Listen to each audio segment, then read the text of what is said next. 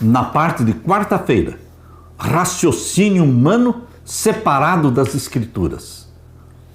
De que vale o raciocínio humano separado da Bíblia, separado de Deus? Será que nós somos inteligentes o suficiente para discernir o erro e a verdade? O Espírito Santo opera através da nossa mente. Ele nos convida a explorar os mistérios do universo. No entanto, a clareza e agilidade do raciocínio humano é incapaz por si só, sem Deus, de descobrir as verdades das Escrituras. A verdade não é uma questão de opinião humana, mas uma questão de revelação divina. A verdade é absoluta, porque a verdade é Deus. A verdade é Jesus. Ele disse: eu sou o caminho, a verdade e a vida.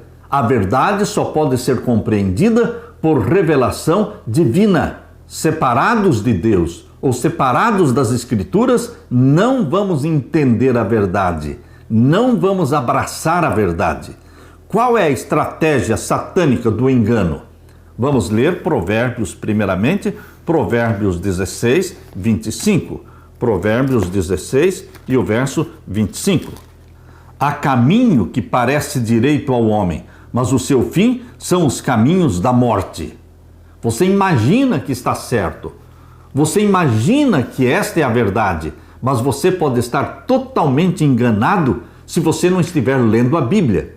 Porque há caminho que parece direito ao homem, mas o seu fim são os caminhos da morte. E ainda poderemos ler em Juízes capítulo 21. Juízes capítulo 21, vamos ver o verso 25. Leia comigo.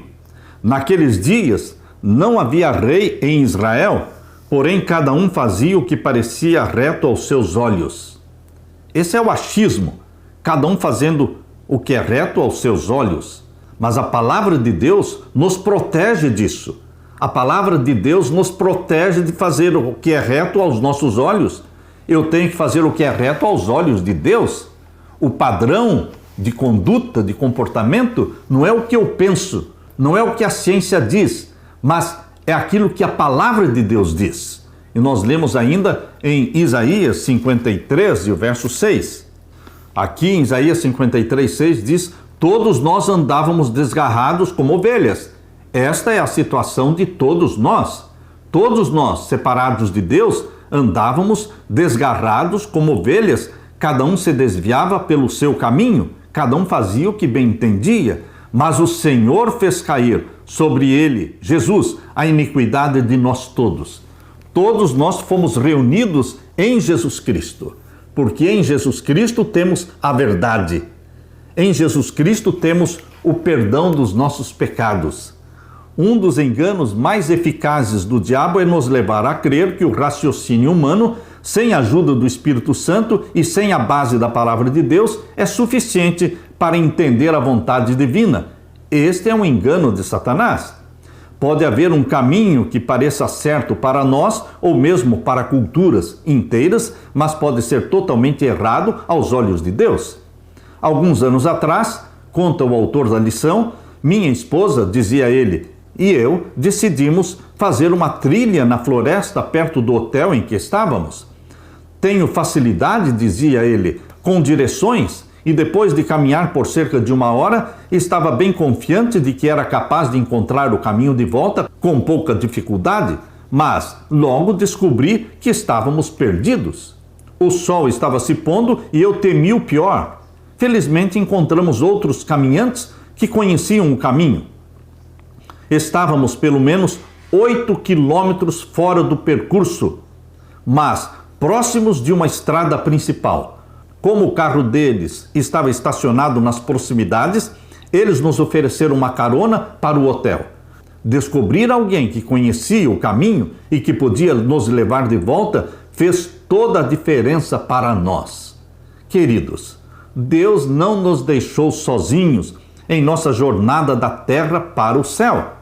O Espírito Santo nos indica as sagradas Escrituras que nos conduzem para a casa do nosso Pai. Verdade e erro, certo e errado, bem e mal, só podem ser corretamente entendidos à luz da palavra de Deus. Aquilo que contradiz Deus e contradiz a sua palavra é erro, é pecado, e o erro sempre é perigoso.